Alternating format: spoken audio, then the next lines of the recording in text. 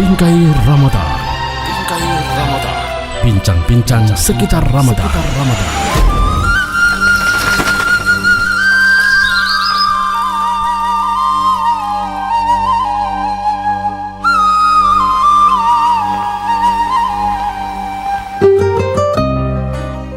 Bismillahirrahmanirrahim. Assalamualaikum warahmatullahi wabarakatuh. Alhamdulillahirabbil alamin. Puji syukur kita panjatkan kehadirat Allah Subhanahu wa taala pada malam hari ini dalam waktu yang cukup dingin, 10 hari dingin lagi. Ya. Dan alhamdulillah kita masih sehat walafiat Ustaz. Amin. Ya. Waktu sahur memang salah satu waktu yang dinanti-nantikan oleh banyak orang ketika memasuki bulan suci Ramadan. Jangan kita sia-siakan. Yeah. Jangan sampai sahur kita mau tidur-tidur Ustadz. Ya, Baik, assalamualaikum Ustadz. Tolonglah habari. Waalaikumsalam warahmatullahi wabarakatuh. Dan semoga para pendengar Poliama FM dan juga Cahaya FM dimanapun Anda berada, kami temui dalam keadaan sehat walafiat dan kita bersyukur ya, kita sudah sampai sepertiga kita melewati dari bulan suci Ramadan, dan kita berdoa kepada Allah. Amin. Semoga Allah Subhanahu wa taala akan menerima seluruh amalia kita di sepertiga dari bulan suci Ramadan ini. Amin ya rabbal alamin. Apapun yang menjadi tantangan dan halangan di hadapan kita maupun yang sudah kita lewati, semoga itu adalah diberikan pahala oleh Allah Subhanahu wa taala. Baik pendengar yang sama dirahmati Allah, kita kembali dengan topik yang berbeda pada malam hari ini adalah doa. Nah, sebelum kita masuk ke sana, memang kita sering berdoa. Buti doa buti dia pernah diijabah. Ya. Saya punya doa ini tak lewat-lewat. Ya. Atau bilang Ustadz, saya ini 10 tahun jaga doa. Dia begitu terus. Bu tidak jadi kaya. Ya. Masih jomblo terus padahal 10 tahun saya berdoa Ustadz. Ya. Jadi itu mai limba tasabani dia bawa poli juga mai juga Ramadan belum ada yang datang kemarin nekar di rumah. Umur semakin tua. Kalaupun datang ke rumah puli to hulau kopi, mempetupu kadera. Ya, banyak doa-doa yang kita persembahkan kepada Allah Subhanahu wa taala tapi kemudian belum diijabah. Itu berarti apa Ustadz? Mungkin yang doanya tertunda atau mungkin ada yang menurut Allah masih ada yang terbaik untuk kita. Begini, ketika kita berdoa, kemudian terlihat belum diijabah doa tersebut, ada beberapa kemungkinan.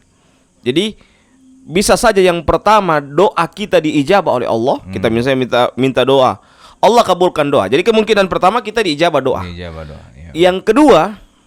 Kemungkinan yang kedua itu diijabah tapi diganti dengan yang lain. Diganti dengan yang lain itu maksudnya dijauhkan dari keburukan. Misalnya kita minta rezeki, ya Allah saya minta rezeki, sampai dengan sekarang tidak diberikan rezeki tapi diberikan kesehatan, dijauhkan dari kecelakaan. Nah, itu termasuk mustajab doa. Allah mengabulkan doa kita, tapi apa? Allah ganti dengan dijauhkan dari segala macam keburukan dan musibah. Itu yang kedua. Atau yang ketiga, ketika kita berdoa, ya Ustadz saya ini sudah doa banyak lama-lama Ustadz, tapi dia tidak dikabulkan oleh Allah. Yang ketiga, bisa jadi itu adalah investasi kita di akhirat kelak. Seperti itu. Karena memang Allah sudah berjanji bahwa ud'uni astajib lakum. Mantap. Dibalik isi juga dia hafal dalil uti. Oke, balik isi. Berdoalah kamu kepadaku, maka aku akan menjawabnya, menerima doanya tersebut. Jadi jangan anggap ini doa yang orang sampaikan kepada Allah tidak akan diijabah atau tidak didengar oleh Allah. Allah maha mendengar, Allah maha mengetahui. Bagaimana mungkin Allah maha mengetahui, Allah maha mendengar. Bahkan bukan cuman, jangankan kita berdoa keras-keras, kata Allah Subhanahu wa taala apa? Ya'lamu kha'inatal a'yun wa ma tukhfis sudur. Allah mengetahui khianatnya mata kita dan apa yang terbetik dalam hati kita. Jadi yang terbetik saja Allah tahu. Apalagi kalau kita sudah berdoa, sudah meneteskan air mata. Tentunya Allah tahu pada posisi tersebut. Nah, baru berniat berdoa, Allah sudah tahu ya, karena sudah terbetik dalam hati kita. Baik. Nah, sekarang setelah ini kita laksanakan doa-doa kita, mungkin masih ada satu lagi. Iya. Kenapa doa kita tidak diijabah oleh Allah? Iya. Mungkin Anda atau kita semua harus mencari waktu-waktu di mana doa itu bisa terijabah. Sebelum waktu balik isi, Ya. ada satu hal. Ya, silakan. Pernah di zaman Nabi, ya apa namanya? Ada orang yang datang kepada Nabi, wahai Nabi, saya ini sudah berdoa berpuluh-puluh tahun, Ya. tapi doa saya tidak diijabah oleh Allah Subhanahu wa taala. Ya. Apa kata Nabi Muhammad SAW ketika Nabi memeriksa, ternyata apa? Ya. Makanan dari yang haram. Mashrabuhu wa mashrabuhul haram. Minuman dari yang haram, ya. Wa ghudhiya bil haram. Sebelum ghudhiya bil haram, wa malbasuhul haram. Pakaiannya pakaian yang haram. Wa ghudhiya bil haram, dan seluruh makanannya itu dari yang haram. Ya. Wa kaifa yustajabu doa? Bagaimana mungkin Allah akan mengijabahi doanya oleh Allah Subhanahu wa taala sementara dia mengkonsumsi hal-hal yang diharamkan oleh Allah Subhanahu wa taala. Jadi sebelum kita di waktu ini, jangan sampai juga Ustadz saya sudah pilih waktu-waktu yang tepat Ustadz, tapi juga Allah tidak kabulkan doa saya. Periksa yang sebelumnya ini. Sebelum kita bahas waktu ini, makanan juga harus diperiksa.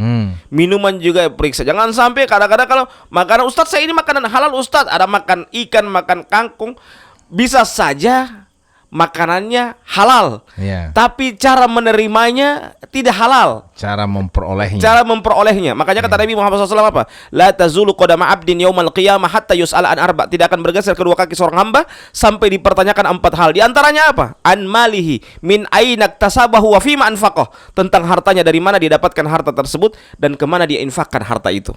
Jadi masalah harta akan dipertanyakan 2 hal. Dari mana dan kemana? Ya, kita mendapatkan harta itu. Jadi masalah sebelum kita bahas kepada waktu, ini yang penting adalah sebelum kita introspeksi dulu, muhasabah dulu, dari mana makanan kita, dari mana minuman kita, dari mana pakaian kita. Jangan menge-menge pakai pakaian baru. Ya, padahal 10 kali dusu, bahwa 3 kali dia bayar. Sisanya jaga main curcur pal. Ya, ini yang harus Ustadz saya sudah doa banyak, tapi saya juga pilih waktu-waktu mustajab doa, tapi juga Allah tidak terima. Bisa jadi ini yang menyebabkan doa kita tidak dikabulkan oleh Allah Subhanahu wa taala. Misalnya kita berdoa kepada Allah, ya Allah, kita anak ini nakal sekali. Saya anak ini tidak bamba dengar. Mungkin harus mengoreksi. Jangan sampai ente kasih makan ente anak dengan yang haram. Yang atau juga bisa jadi NTP anak juga ente tidak didik baik-baik. Ya. Jadi bisa jadi karena makanan yang haram, ente memang makanan susu memang mahal-mahal memang. Ya, minuman juga, makanan juga yang dari mahal-mahal, tapi apa dia bicara mendapatkan dari tempat yang dari hal yang haram, dia bikin tanda tangan yang haram. Ya, semua dari yang haram. Ini masalah. Jadi usahakan kalau tanda tangan memang betul-betul dia ada bekerja. Jangan tanda tangan haram lagi. Baru ya Hanuk bilang, "Saya sudah selesai berangkat, Ustadz. Ya, saya ini ada pergi Ustadz." Padahal tidak pergi. Ya, bawa selfie kamar dia. Ya, dan yang saya heran sekarang kadang-kala orang perjalanan dinas, ya, dia bawa pisolat di hotel. Ya, habis pisolat di hotel apa yang terjadi? Baru bawa selfie kamar di candi. La ilaha illallah, ini muslim. Bawa selfie di candi. Subhanallah, ini musibah seperti ini modelnya. Ya, maka oleh sebab itu para pendengar dimanapun Anda berada, kalau kita mau perjalanan itu juga, yang pertama dicari itu masjidul, di mana masjid di sini ya. Sambil tidur di hotel juga cari itu masjid, jangan mau pergi di candi, ya, mau selfie kamar di candi lagi. Subhanallah, bangga ente kasih ente di candi. Kalau ente ini muslim, subhanallah, ini musibah. Maka insyaallah semoga lewat Ramadan ini akan menambah semangat kita dalam beribadah, semangat kita juga untuk berdoa kepada Allah Subhanahu wa taala. Semoga Allah akan mengabulkan seluruh doa-doa kita. Naam. Baik, pendengar yang sama dirahmati Allah Subhanahu wa taala, baik yang ada di Poliamatov FM maupun Cahaya FM, memang kalaupun kita akan berdoa, sebelum kita mengoreksi apakah kita punya doa ini diterima Allah dengan tidak, kita mungkin introspeksi kepada diri kita. Ya, jangan sampai justru saya doa ini tidak diterima oleh Allah, memang saya salah sendiri. Nanti kalau sudah dikoreksi, muhasabah betul-betul, baru kita bertanya kepada Ustadz misalnya. Ya. Jadi mohon maaf yang penelpon, nanti saja kita berbicara di telepon. Baik, Pendengar yang sama dirahmati Allah Subhanahu wa taala, bagaimana dengan doa-doa kita yang ingin diijabah dengan secepatnya oleh Allah? Mungkin Allah melihat momen-momen yang mana yang kita pergunakan untuk bisa berdoa. Nah, Ustadz, kira-kira pada waktu yang mana ketika doa kita akan diijabah oleh Allah Subhanahu wa taala? Yang pertama adalah waktu terzolimi, ya. Makanya Nabi Muhammad SAW bersabda, "Ittaqu da'watadz mazlum, fa innahu laisa bainahu wa bainallahi hijab." Takutlah kalian doanya orang-orang yang terzolimi.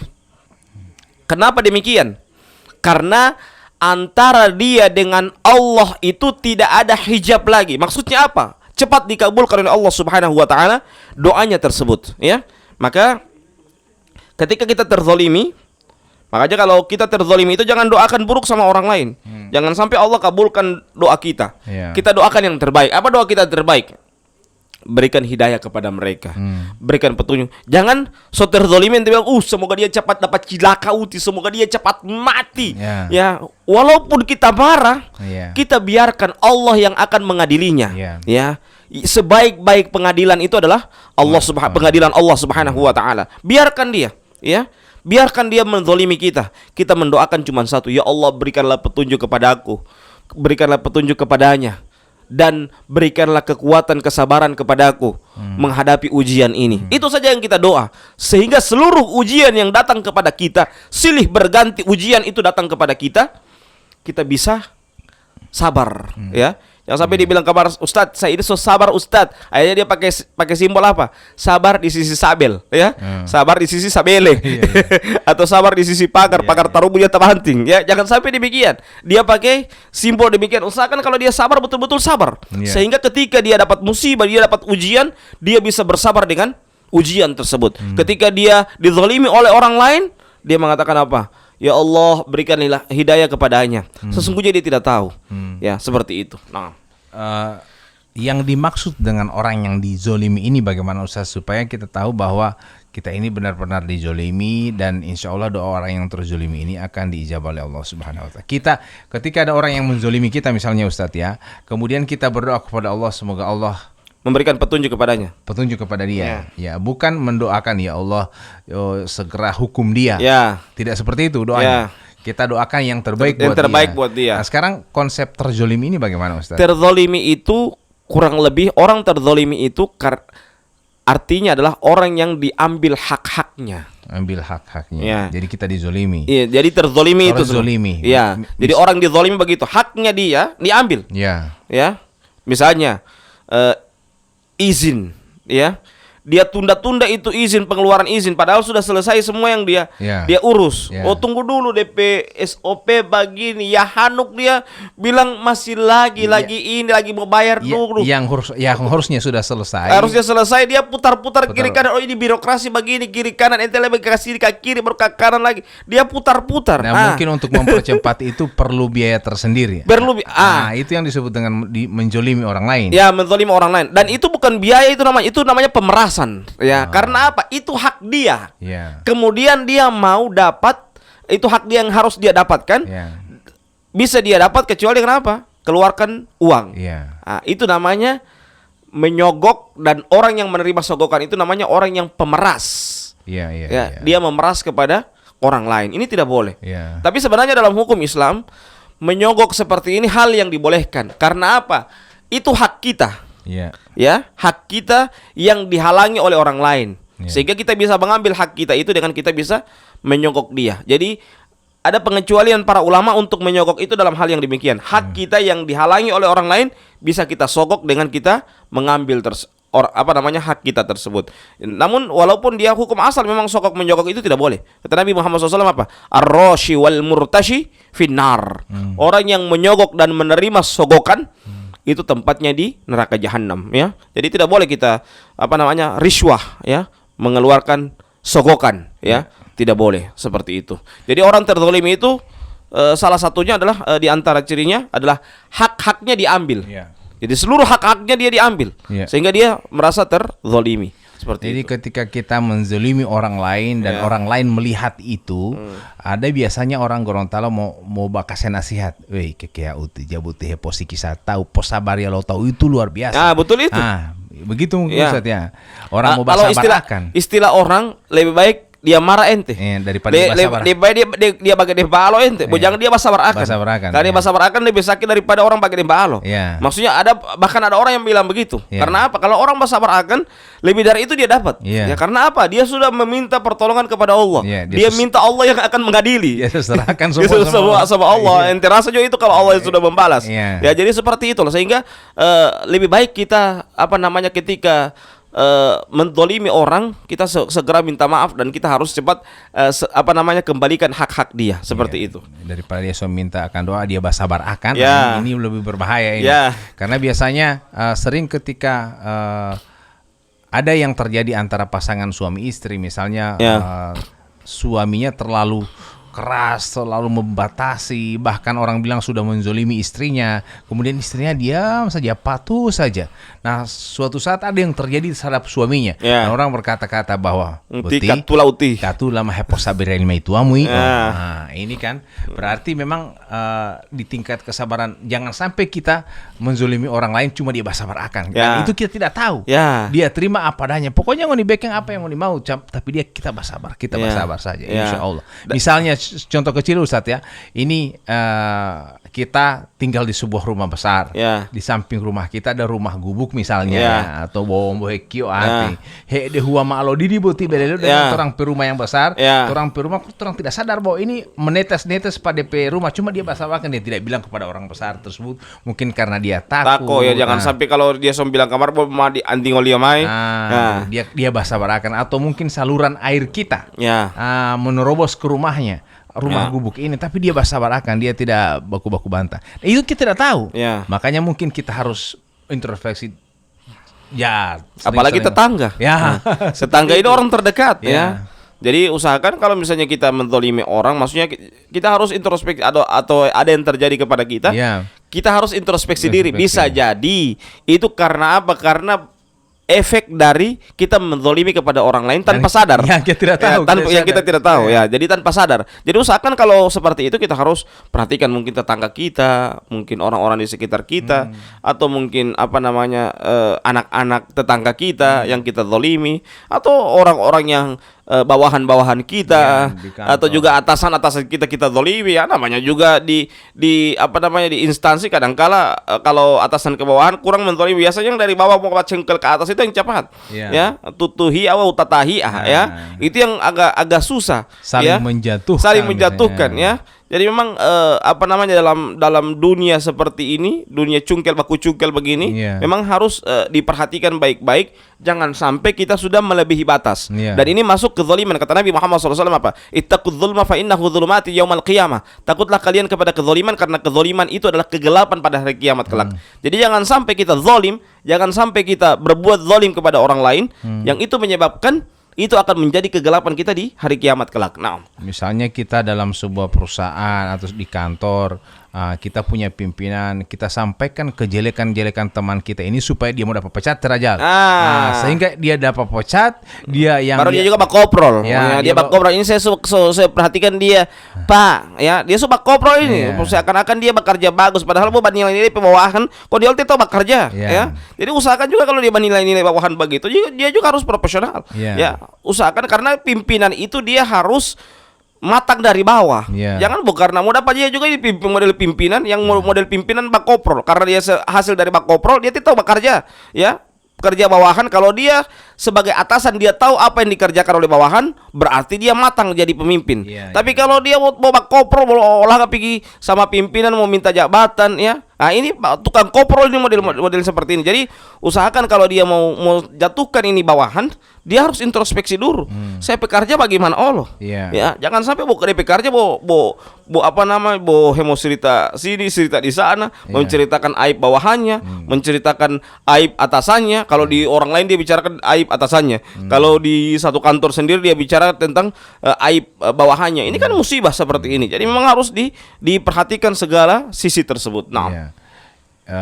Sampai-sampai ketika ada orang yang bekerja bersama-sama kita sampai kita jatuhkan dia jatuh Ya. dan kemudian dia dipecat dari pekerjaan gara-gara kita bakoprol yang Dan tadi. akhirnya juga DP keluar arti juga melarat. Ya. Akibat kita seperti itu, betapa besar dosa kita seperti itu. Ya. Apa untungnya buat kita sampai Kita ini so atasan lagi, so NTP hidup so bahagia. Ya. Apa untungnya ente mau jatuhkan lagi sama NTP bawahan? Ya. Kasihan dia bawahan. Ya. Ya, jadi kalau bawahan yang mengencungkel atasan masih lumayan, masih par bagus tan bagus. Tapi kalau ini atasan cungkel bawahan kan selesai dia dipecat, ya. tidak dapat pekerjaan. Kasihan. Ini sudah menzolimi orang, makanya harus hati-hati. Kita harus, kalaupun ente tidak senang sama bawahan kita, ya kita harus undang baik-baik, nasihati dia, bimbing dia. Bisa jadi dia belum tahu kerja, bisa jadi ada dia butuh arahan, cuman dia malu, dia takut bertanya kepada atasan. Kan tipe-tipe bawahan itu macam-macam. Ada yang dia takut kepada atasan, kadang juga ada dia yang malu. Ya orang punya karakter kan masing-masing. Ya harusnya dia diarahkan pelan-pelan, dilihat oh karakternya begini, dia ini bukan sombong, cuman dia ini takung batahnya. Oh dia ini malu-malu. Ya seperti itu kan bisa dilihat. Ya seperti itu. Contoh Ustadz juga misalnya ini kan bulan puasa atau sementara kita melaksanakan sahur. Ya sahur. Nah biasanya dalam sebuah keluarga itu pekerjaan tertentu memang jadi pekerjaan sang istri. Hampir semua merawat anak sampai dengan memasak sampai membangunkan sahur. Kasihan istri yang kerja semua. Apakah ini termasuk menjolimi istri atau bagaimana Ustadz? Begini, kalau dalam hukum Islam itu sebenarnya belum mampu di Bali ya. Istri itu sebenarnya belum mau tiwek atau koi, ya tugas istri, ya. Kalaupun itu istri masak, merawat, ya itu adalah kebaikan dari istri kita, ya kebaikan. Jadi itu yang harus kita pahami. Jadi yang mengurus semua itu sebenarnya tugas dari suami, ya. Jadi tugas istri cuma satu, ya. Melayani suami sejak terbit fajar sampai terbenam mata suami. Sanangi kalau orang bilang sanangi kalau begitu istri tidak ada kerja. Jadi melayani suami sejak terbitnya fajar sampai terbenam mata suami. Jadi melayani di sini bukan berarti hanya melayani di tempat tidur, tapi bisa melayani makannya. Ya, tidak, maksudnya begini. Kalau dari hukum asal istri itu melayani makan dan yang kedua itu adalah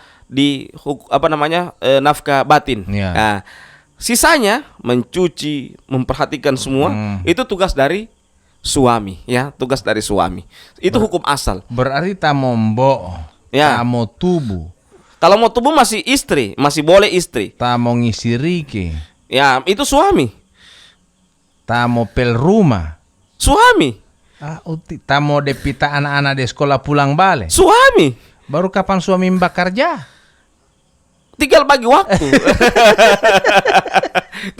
Maksudnya begini, kan sekarang sudah banyak fasilitas. Maksudnya begini, jangan istri ente mau suruh cuci satu hari full, kasihan. Berikan dia fasilitas, dia berikan dia mesin cuci. Dan kalau dia taruh ke sana itu sudah harus cuci sendiri. Selesai. Itu maksudnya, bukan suami yang cuci juga. Jadi sebelum menikah biasanya ada pembicaraan antara sang calon istri dan calon suami. Ya, betul. Ketika kita orang menikah, ini kita pekerjaan, ini ngana pekerjaan. Ketika calon istri ini melihat pekerjaannya, misalnya dia ngana petugas memasak, cuci baju, merawat anak, menyiapkan makanan untuk suami dan menjemput anak pulang pergi dari sekolah. Ini misalnya pekerjaan istri sudah ada MOU. Akhirnya istri bilang, ngana ini cari istri atau cari pembantu rumah tangga? Atau dia bilang kalau misalnya istri mau dia suruh cuci akan pakaian, lebih baik ente nikah jadi mesin cuci kalau begitu. Mungkin kalau misalnya orang yang berduit lah istilahnya. Tapi kalau orang yang kasihan pas-pasan hidup pas-pasan, tinggal pengertian. Itu yang maksudnya. Tinggal pengertian itu di situ. Jadi kalaupun ada dapat rezeki, fasilitasi dia, supaya dia mempermudah. Seperti itu maksudnya tugas suami itu. Jadi suami, saya ingatkan begini, bukan berarti suami yang kerja semua. Suami minimal fasilitas. Kalau suami misalnya cari maisha, bekerja cari uang, suami fasilitasi dia, Itu yang sebenarnya kerjanya suami dialihkan kepada istri. Tinggal bagaimana caranya suami itu memfasilitasi dia. Misalnya dia dibelikan kompor yang bagus, semua serba cok lah, atau mesin cuci, tidak membuat dia rusak tangannya. Tinggal taruh saja itu sabun, tinggal taruh itu kain. cuci sendiri, tinggal bajemur DP tugas seperti itu. Saya pernah ada bertanya pas saya taman. Ya. Kiapa ente beli akan mesin cuci ente pemai tua atau hal-hal yang mudah itu rice cooker semua. Dia bilang, tidak, kita tidak beli akan begitu. Kiapa Karena kalau saya beli akan begitu, semakin banyak DP waktu santai, semakin banyak DP waktu bakar lotat dengan DP taman-taman di tetangga. Kalau dia fokus bekerja di rumah dari pagi sampai sore merawat anak, dan anak bekerja dari pagi sampai malam untuk cari rezeki. Tapi kalau seperti itu dia tetap tidak ada karlota. Karena apa? Setelah dia selesaikan semua, karena namanya tugas istri itu pasti banyak. Ya. Selesai satu masih ada yang satu menunggu. Ya, satu belum selesai lagi satu lagi menunggu. Ada satu lagi DP teman tunggu bakar rota pol. Jadi menghindari kan biasanya sore-sore. Artinya kalau pagi-pagi so tidak kerja habis masa semua anak-anak so tidur apa semua mahipo utu atau di luar ulang mau tati ini akhirnya mendatangkan gibah. Ya ini yang suaminya bilang, daripada ente anak beli akan semua fasilitas, mendingan anak kasih begitu manual saja supaya ente lebih banyak berolahraga daripada ente olahraga mulu. Olahraga fisik Jo. Baik, jamaah ataupun pendengar Cahaya FM dengan Radio Poliama yang sama dirahmati Allah Subhanahu wa taala. Memang orang yang dizolimi ini adalah salah satu hamba Allah yang akan diijabah doanya. Bukan berarti kita minta-minta dizolimi oleh orang lain. Iya, ya, tidak. Bukan begitu. Ya, cuman secara kebetulan haknya diambil, sehingga dia menjadi status terzolimi. Ya, gitu. Jangan sampai kita datang di tengah, zolimi kamar kita, pukul kamar kita, supaya orang kita minta doa sama Allah supaya kita berdoa diterima. Itu konyol itu namanya.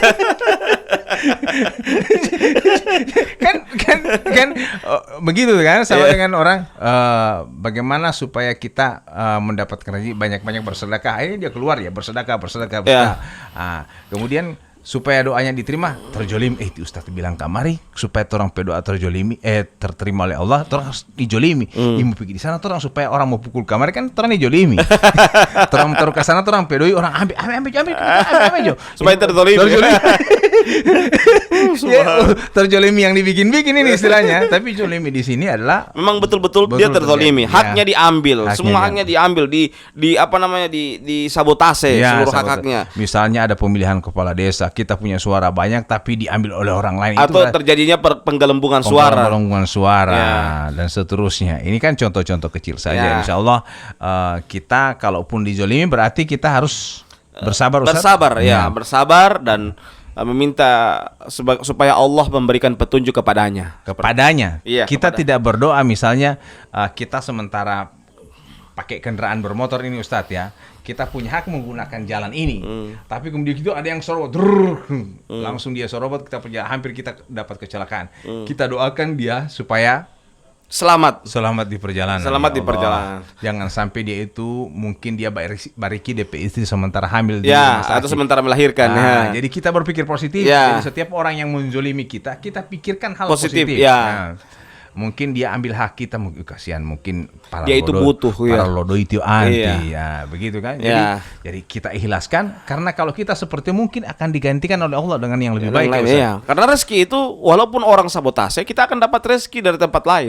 Ya walaupun disabotase, saya hak itu Ustaz. Kalau memang orang punya, biar di mana mau muncul kamar di tanpa lain itu. DP nominal cuman tapi tanpa dia. Misalnya 1 juta yang harusnya kita terima di situ ditandatangani, disabotase. Dapat di 1 juta tanpa lain.